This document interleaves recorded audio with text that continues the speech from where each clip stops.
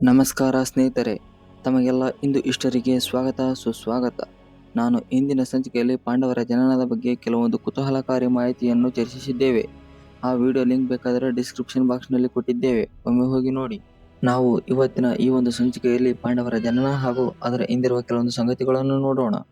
ಪಾಂಡುರಾಜ ತನ್ನ ಪತ್ನಿಯರಾದ ಕುಂತಿ ಮತ್ತು ಮಾದ್ರಿಯೊಂದಿಗೆ ಹಸ್ತಿನಾಪುರದ ಆಡಳಿತವನ್ನು ಭೀಷ್ಮ ಪಿತಾಮಹರಿಗೆ ವಹಿಸಿ ಕಾಡುವಾಸಕ್ಕೆ ತೆರಳಿದರು.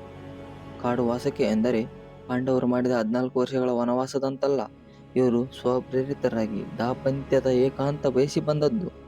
ನೀವು ಯೋಚಿಸ್ತಾ ಇರಬಹುದು, ರಾಜನಾದವನಿಗೆ ಸಕಲ ಸೌಲಭ್ಯಗಳಿದ್ದರೂ ಅವನೇಕೆ ಅರಮನೆಯನ್ನು ತ್ಯಜಿಸಿ ಕಾಡುವಾಸ ಬಯಸಿದನು? ಮಹಾಭಾರತದ ಪ್ರತಿಯೊಂದು ಭಾಗವೂ ಸಹ ಒಂದಲ್ಲ ಒಂದು ರೀತಿಯಲ್ಲಿ ಕುತೂಹಲದಿಂದ ಕೂಡಿದ್ದು ಪ್ರಶ್ನೆಯನ್ನು ಹುಟ್ಟು ಹಾಕುತ್ತಾ ಅದಕ್ಕೆ ಮುಂದೆ ಉತ್ತರ ನೀಡುತ್ತಾ ಸಾಗುತ್ತದೆ. ಪಾಂಡುರಾಜ ಕಾಡಿಗೆ ಹೋಗಲು ಕಾರಣವೇನೆಂದು ಕೇಳಲು ಆಸಕ್ತಿ ವಹಿಸಿದರೆ ಕಮೆಂಟ್ ಮೂಲಕ ತಿಳಿಸಿ. ನಾನು ಖಂಡಿತ ಒಂದು ಸಂಚಿಕೆಯ ಮುಖಾಂತರ ನಿಮಗೆ ತಿಳಿಸುತ್ತೇನೆ. ಕಾಡಿಗೆ ಬಂದ ಪಾಂಡುವಿಗೆ ಪುತ್ರ ವಾತ್ಸಲ್ಯದ ಕೊರಗು ಕಾಡುವಾಗ ಕುಂತಿಯು ಪತಿಯ ನೋವನ್ನು ಕಂಡು ಅವನಿಗೆ ತಾನು ವರದಿಂದ ಪುತ್ರನನ್ನು ಪಡೆಯುವ ವರವನ್ನು ಕುರಿತು ಎಲ್ಲವನ್ನೂ ಹೇಳ್ತಾಳೆ. ಆದರೆ ಅದನ್ನು ತಾನು ಪ್ರಯೋಗಿಸಿ ಪುತ್ರನನ್ನು ಪಡೆದದ್ದನ್ನು ಹೊರತುಪಡಿಸಿ. ಕುಂತಿಯ ಆ ಮಾತನ್ನು ಕೇಳಿದ ಪಾಂಡುವಿಗೆ ಸಂತಸವಾಯಿತು. ಈ ಮಾರ್ಗದಲ್ಲಾದರೂ ತನಗೆ ಪುತ್ರ ವಾತ್ಸಲ್ಯ ಪ್ರಾಪ್ತವಾಗುವುದೆಂದು ಸಂತೋಷಪಟ್ಟನು. ಕುಂತಿಗೆ ಅನುಮತಿಯನ್ನು ನೀಡಿದನು. ಒಂದು ಮುಸ್ಸಂಜೆಯ ವೇಳೆ ಕುಂತಿಯು ಆ ವರವನ್ನು ಪ್ರಯೋಗಿಸಲು ಪಾಂಡುರಾಜನ ಕೋರಿಕೆಯ ಮೇರೆಗೆ ಯಮಧರ್ಮನನ್ನು ಆಹ್ವಾನಿಸುತ್ತಾಳೆ. ಇದರಂತೆ ಯಮಧರ್ಮನು ಬಂದು ಕುಂತಿ ನನ್ನನ್ನು ಬರಮಾಡಿಕೊಳ್ಳಲು ಕಾರಣವೇನೆಂದು ಕೇಳಿದಾಗ ಕುಂತಿಯು ತನ್ನಿಂದ ಒಬ್ಬ ಪುತ್ರನನ್ನು ಪಡೆಯಬೇಕೆಂದು ಹೇಳುತ್ತಾಳೆ. ಇದಕ್ಕೆ ಒಪ್ಪಿದ ಯಮ ನಂತರ ಕೆಲ ಕಾಲ ಅಲ್ಲಿಯೇ ಇದ್ದು ಕುಂತಿಯೊಂದಿಗೆ ಏಕಾಂತದಲ್ಲಿ ಕಾಲ ಕಳೆದು ಹೊರಟು ಹೋದನು. ಯಮಧರ್ಮ ಹೋದ ಸ್ವಲ್ಪ ಸಮಯದಲ್ಲೇ ಅಶರೀರವಾಣಿಯ ಕೂಗೊಂದು ಕೇಳಿಸಿತು. ಅದು ಪಾಂಡುವಿಗೆ ಧರ್ಮವಂತನಾದ ಸತ್ಯವಂತ ಮಗನು ಜನಿಸುವುದಾಗಿ ನುಡಿಯಿತು.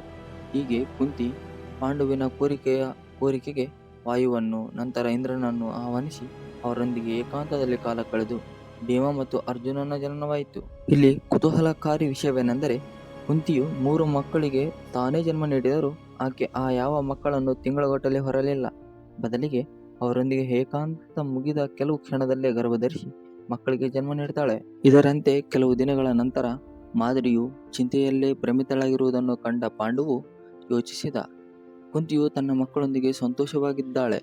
ಇತ್ತ ಮಾದ್ರಿಗೆ ಇಂಥ ಪರಿಸ್ಥಿತಿ. ಇದರಿಂದ ಬೇಸರಗೊಂಡ ಪಾಂಡುರಾಜ ಕುಂತಿಯ ಬಳಿಗೆ ಹೋಗಿ, ಕುಂತಿದೇವಿ, ನೀನು ಹೇಗೆ ಮಕ್ಕಳನ್ನು ಪಡೆದೆಯೋ ಅದೇ ರೀತಿ ಮಾದ್ರಿಯು ಪಡೆಯುವಂತೆ ಆಕೆಗೆ ಆ ಮಂತ್ರವನ್ನು ಉಪದೇಶಿಸು ಎಂದನು. ಮಾದ್ರಿಯನ್ನು ತನ್ನ ಹೊಳ ಹುಟ್ಟಿದ ತಂಗಿಯಂತೆ ಭಾವಿಸಿದ ಕುಂತಿಯು ಮಾದ್ರಿಗೂ ಆ ಮಂತ್ರವನ್ನು ಉಪದೇಶಿಸಿದಳು. ಅಲ್ಲದೆ ಅದನ್ನು ಕೇವಲ 1 ಬಾರಿ ಮಾತ್ರ ನೀನು ಉಪಯೋಗಿಸಲು ಸಾಧ್ಯ ಎಂದಳು. ಈಗ ಮಾದ್ರಿಗೆ ಚಿಂತೆ ಶುರುವಾಯಿತು. ಇದೆಂಥ ವಿಧಿ, ಇಷ್ಟು ದಿನ ಮಕ್ಕಳಿಲ್ಲ ಎನ್ನುತ್ತಿದ್ದೆ, ಆದರೆ ಇಂದು ಆ ಭಾಗ್ಯ ಒದಗಿ ಬಂದರೂ ಕೇವಲ ಒಬ್ಬ ಪುತ್ರನಿಂದ ತೃಪ್ತಿ ಪಡೆಯಬೇಕಾಯಿತಲ್ಲ ಎನ್ನುವಾಗ ಪಾಂಡುವಿನ ಕೋರಿಕೆಯ ಮೇರೆಗೆ ಕುಂತಿ ಮಾದ್ರಿಗೆ ಅಶ್ವಿನಿ ದೇವತೆಯರನ್ನು ಆಹ್ವಾನಿಸುವಂತೆ ಕೇಳಿಕೊಂಡಳು. ಅಶ್ವಿನಿ ದೇವತೆಯರನ್ನು ಆಹ್ವಾನಿಸಿದ್ದರಿಂದ ಅಶ್ವಿನಿ ದೇವತೆಗಳು ಬಂದು ಮಾದ್ರಿಗೆ ನಕುಲ ಸಹದೇವ ಎಂಬ 2 ಪುತ್ರರನ್ನು ಅನುಗ್ರಹಿಸಿದರು. ಹೀಗೆ ಪಂಚ ಪಾಂಡವರ ಜನನವಾಯಿತು.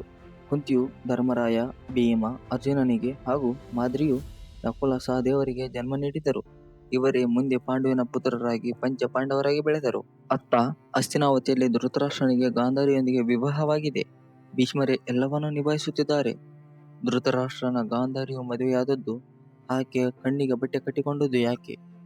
ಗಾಂಧಾರಿ ಯಾರು? ಆಕೆ ರಾಜಕುಮಾರಿಯಾದರೂ ಕುರುಡನನ್ನು ಮದುವೆಯಾದದ್ದು ಏಕೆ ಎಂದು ಮುಂದೊಮ್ಮೆ ಚರ್ಚಿಸೋಣ. ತಮಗೆಲ್ಲರಿಗೂ ಮುಂದಿನ ಸಂಚಿಕೆಯಲ್ಲಿ ಭೇಟಿ ಆಗೋಣ ಅಂತ ಹೇಳ್ತಾ ಇಲ್ಲಿಗೆ ಈ ಸಂಚಿಕೆಗೆ ಮುಕ್ತಾಯ ಹೇಳ್ತಾ ಇದ್ದೀನಿ.